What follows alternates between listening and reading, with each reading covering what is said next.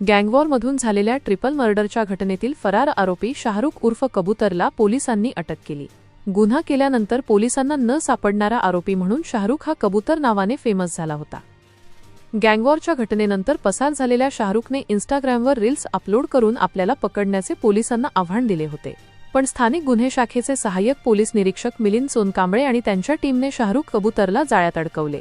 3 एप्रिलच्या मध्यरात्री कॅनॉल रोडवर गँगवॉरमध्ये दोघांचा खून झाला होता, तर गँगवॉरमधील मयत अरिजितच्या भावाने शासकीय रुग्णालयात एकाची हत्या केली होती। या घटनेत 5 आरोपींना पोलिसांनी अटक केली होती, पण शाहरुख उर्फ कबूतर फरार होता। विशेष म्हणजे फरार असताना शाहरुख उर्फ कबूतर इन्स्टाग्रामवर रील्स अपलोड करत होता। गुन्हा केल्यानंतर लपण्यासाठी फेमस असलेला शाहरुख हा कबूतर म्हणून प्रसिद्ध होता, पण या कबूतराला पोलिसांनी अखेर जाळ्यात पकडले। त्याच्यासह अन्य एका आरोपीलाही अटक करण्यात आली।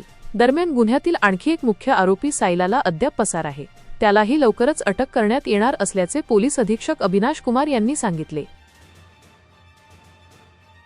2 आरोपी अटक केलेला आहे सध्या आम्ही। शाहरुख उर्फ शाहरुख कबूतर तसेच उबैद हा दोन्हीला आपण अटक करून कोर्टमध्ये आज पेश करत कोर्टमध्ये पाठवत आहोत।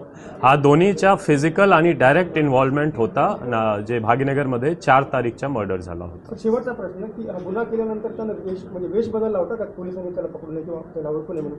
असा दिसतो की ते हेड शेव केला होता आणि मूछ त्यांनी ग्रो केला होता। त्यांचे प्रयत्न होता की पोलीस आम्हाला ओळखू नये किंवा आजूबाजू फोटोमध्ये आम्ही त्याच सारखा दिसू नये, त्यांचे प्रयत्न होता। आणि ते सेल्फ बूस्ट पण करत होता की आम्ही कबूतर आहोत आणि गुन्हा कळल्यानंतर आम्ही पळून जातो, आम्ही पोलीस आम्हाला पकडू शकत नाही। पण असा झालेला नाही। नांदेड जिल्ह्याला यश आलेला आहे आणि त्यांना आपण पकडून लॉच्या समोर घेऊन जात आहोत। कबूतरची काय हिस्ट्री आहे? कबूतरचे मोठा क्राईम हिस्ट्री आहे। त्यांच्यावर MPDA सुद्धा प्रपोज होता आणि असा दिसतो की 10-12 गुन्हे त्यांच्यावर आहे, प्रॉपर्टी ऑफेन्स आणि बॉडी ऑफेन्स दोन्ही।